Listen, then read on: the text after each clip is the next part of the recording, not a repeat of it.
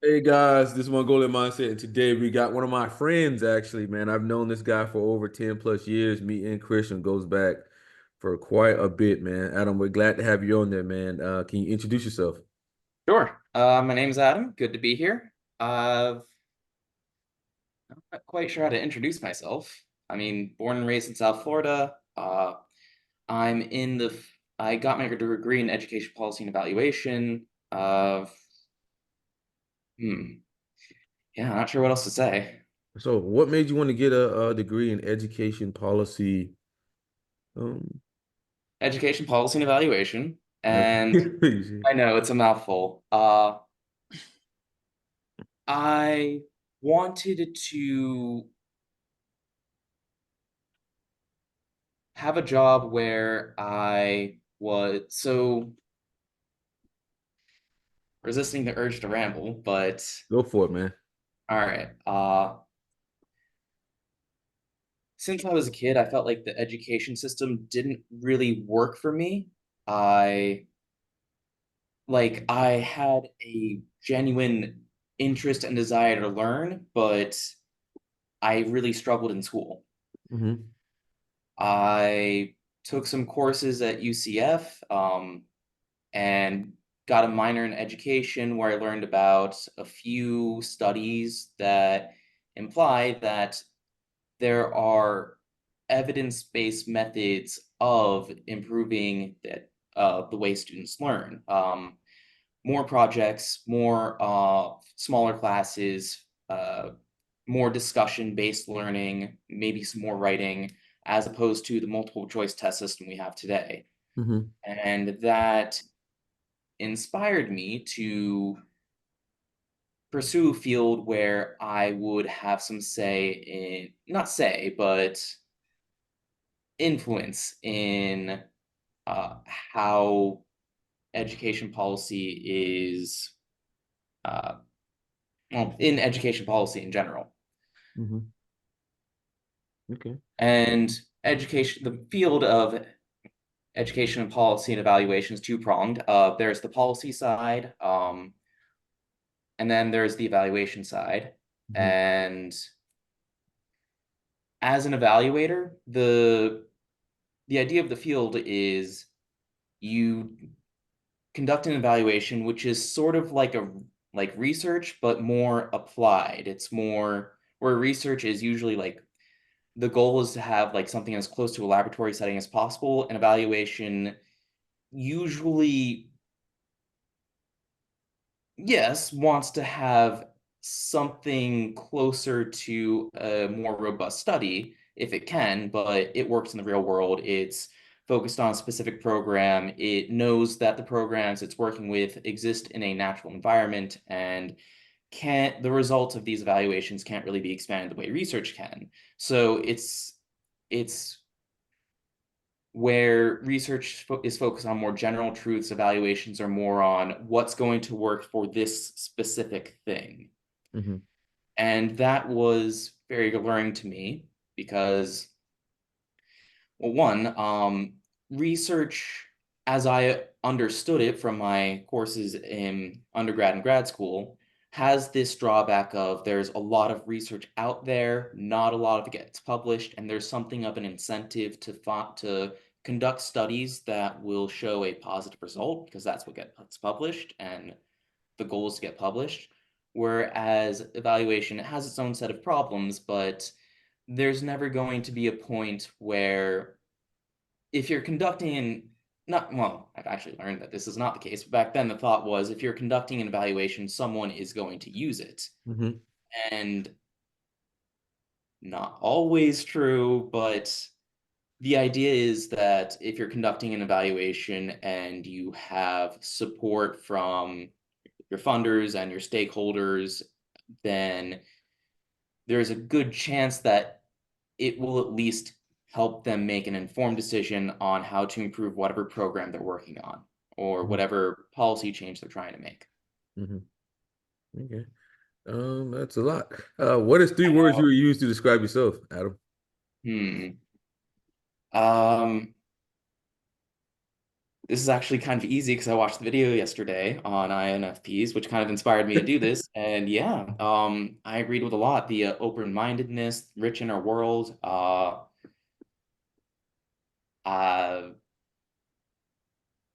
very much a good listener, and very much connected with the part where you said that INFPs have this, they go into flow when they listen to other people. Hmm. Uh, so yeah. Yeah, I mean, you. I mean, we kind of knew your type, but like, it's good to get you on camera. Um, it's good to see it like flow out. Like everything you said there was pretty much like research heavy, right? Right. Very, very research. That'd be like TFI. A lot of SI in there. I felt like education didn't work for me, right? That's FISI there, FI and SI. And informative. Yeah, I mean, so what do you think is something you want to work on? So I'd like to start preparing for the next step in my career. Hmm. And I have been, and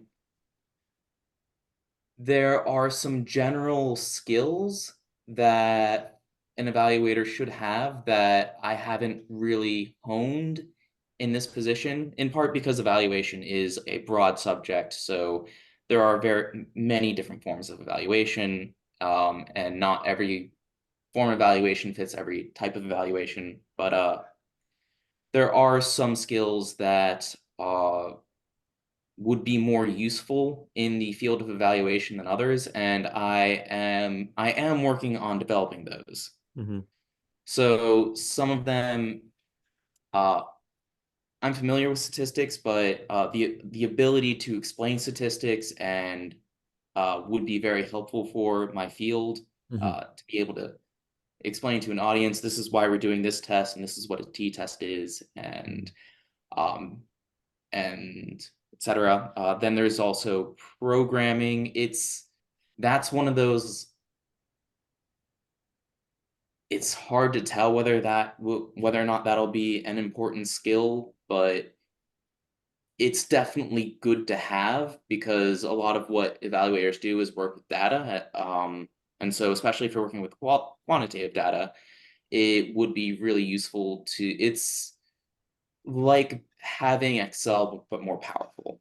Hmm. Um, So those are the main skills that and then there's also the ability to conduct focus groups is an important skill for an evaluator if you're going to, especially if you're, and focus groups, interviews, all the other qualitative data collection methods. Hmm. Uh, Yeah. Yeah. So you talked about like kind of being having trouble like speaking, right? Like the statistics part of things. Why do you think you struggle with that? I like to give I want to be sure of the answers I'm giving. Hmm. And if it's not like a textbook response, I'm very concerned about, oh, I don't want to give this person the wrong information. I want to know what I know. TFA. Pretty funny. Yeah. Okay. Yeah, I mean, not everything gonna slice into a textbook. Sometimes you got to be okay with like being wrong. It does happen a lot. Um, Yeah. but what do you want to be remembered for? That is a deep one. Um, of,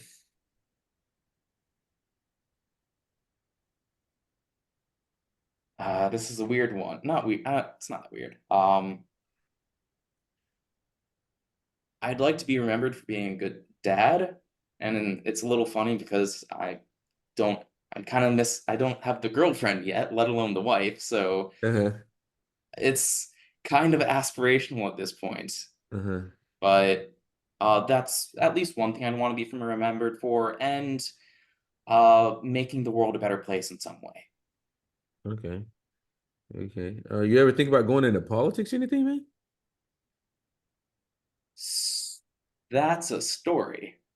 Um, so I'm gonna start with I recently got interested in this strong towns movement, urbanist. So the idea that our cities could be better places if instead of being car dependent, we had more uh, densely uh, denser cities that are easier to walk around, slimmer roads that allow for biking on the sides, and not just like the painted bike, but Hmm. actual infrastructure to protect bikers.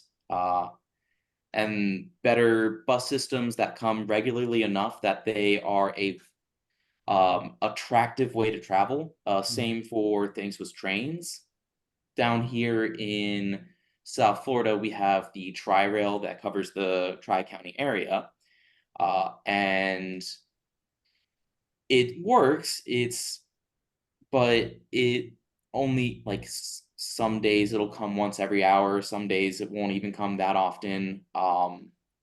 Whereas if you were to like by comparison, if you went to Chicago and took the L, those are like 15-minute wait times. And so if you miss a train, 15 like unless you were really like 15 minutes isn't as bad as an hour. 15 minutes isn't even really that bad at all. Hmm. Yeah. So Yeah. I joined a group called Strong Towns in Boca Raton. Hmm. And we just started building momentum. And so by building momentum, there's really it was this one guy who, like we met a few months ago for the first time and got a group together. But there was this one member who was out of the county for a few months and then he came back and he's really raring to go. So he's like, all right, what are we doing? What are we doing? And so I'm like, oh, this guy's motivated. Let's keep that going. So some of his ideas I disagree with. Like he wants to build up membership, and one of his ideas was to bike around and find other bikers during the bike ride and be like, "Hey, you like biking? You want to join our group?" And Hmm. I'm already thinking like, "Ooh, people are not going to want to be stopped while they're riding their bikes." Hmm. But I did that with him because I didn't want to like douse his flame, you know? Hmm. We also attended our first city hall meeting this past Tuesday. Yeah, Tuesday. And just took notes, kind of got a feel for what it's like to be in a city hall meeting. We are aspiring to go to the community pedestrian and bike meeting where they discuss different ideas for improving biking infrastructure and walking infrastructure. We are aspiring to go to planning and zoning meetings, which are big because in most cities, if you want to build anything, you have to be allowed to build it. And one of the things that we want built that are difficult to build, like, are multi-use zoning. So in America, zoning is very like siloed. You have your residential districts, you have your commercial districts, and if we could loosen the regulations, we could have buildings where it's residential on top and business at the bottom so that people living in, and you probably have seen some of these in America. They're becoming a bit more frequent. Places where you have an apartment up top, but below are like stores and shops. Hmm. And it works for everybody because the people who are living in apartments don't have to drive anywhere if the place they want to go to is right downstairs. And then the people right downstairs have a pretty steady source of income. So they don't have to worry about being an attractive place to stop at least not as much. Okay. Yeah, that was a lot. I know. I'm sorry. It's all good. Don't do it. You're good, man. All Chris right. used to talk about you do that a lot. Uh, Always apologize. yeah. Chris, like, God damn it, Adam. Man. Thomas, you got anything you want to say? I don't think so, man. Yeah, well, yeah, Adam, man, you are an INFP, bro. It is what it is, man. What did you think about the video? I liked it. I thought it was very informative. I related to a lot of the characteristics of it. I was interested in I barely know the difference between extrovert and introversion, let alone the FI hero or Mm-hmm. SE, was it critic? It'd be anti-critic. NI critic. Okay.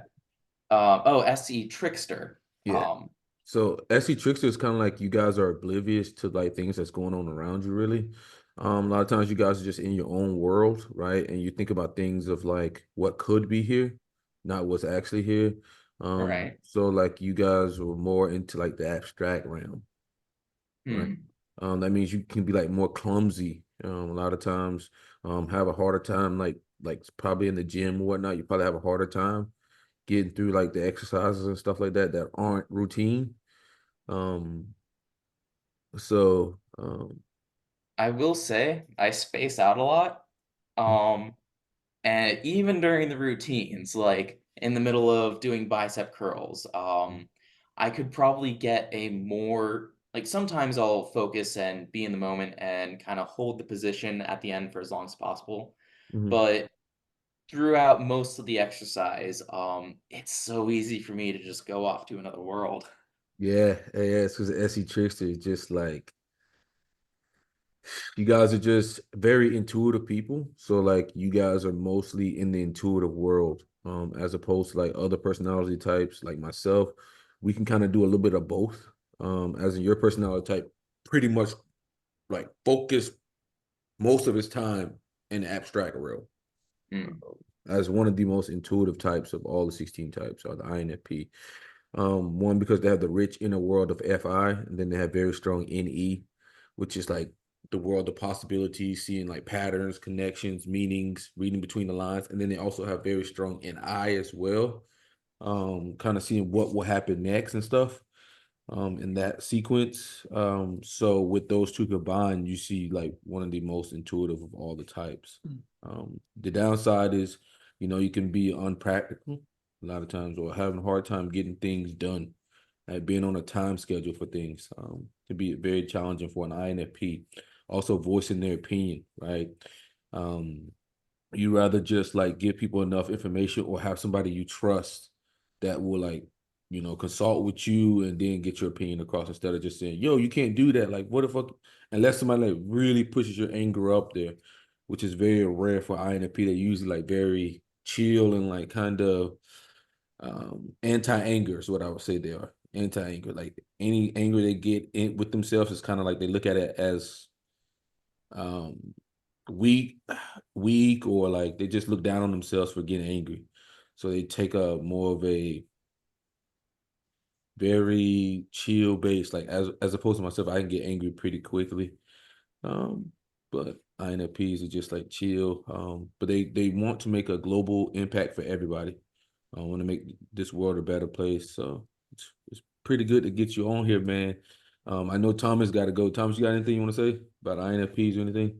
Um, I don't know. I think you more or less hit all the boxes. I mean, the one thing I can say, I mean, on the subject you're talking about, I think they can be very self-critical, though. They could be perfectionistic and very self-critical. Mm, Um, yeah. but, Yeah, a lot of times, like you got to realize that making some progress is better than none, right? Because you be looking at the outcome so hard, and like if the outcome ain't perfect, then you don't want it. But the simple fact is that you do have to get moving because if not, it can cause you to be very stagnant and just rest on your laurels, which is what you don't want to do. And also, just getting out in the world would be very important for an INFP. Just getting out in the world and seeing the world. Go book that flight. Go book that travel.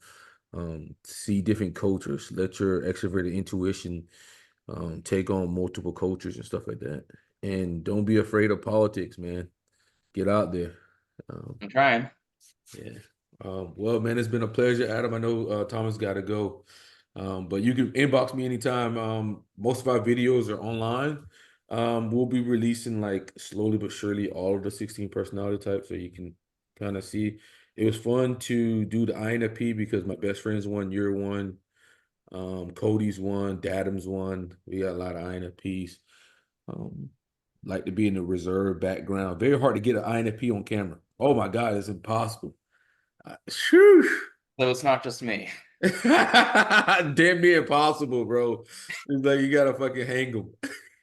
You gotta hang them. But it helps the other INFPs, just seeing another INFP on the channel and stuff like that. Because we don't get a lot of them. A lot of times we just get INTJs and ENTPs. Mm. Let Well, them notice happy the to difference. help. Well, thank you, Adam, man, and take it easy anytime, man. Look to see you around in the community, man. See you around. All right. See ya. Bye.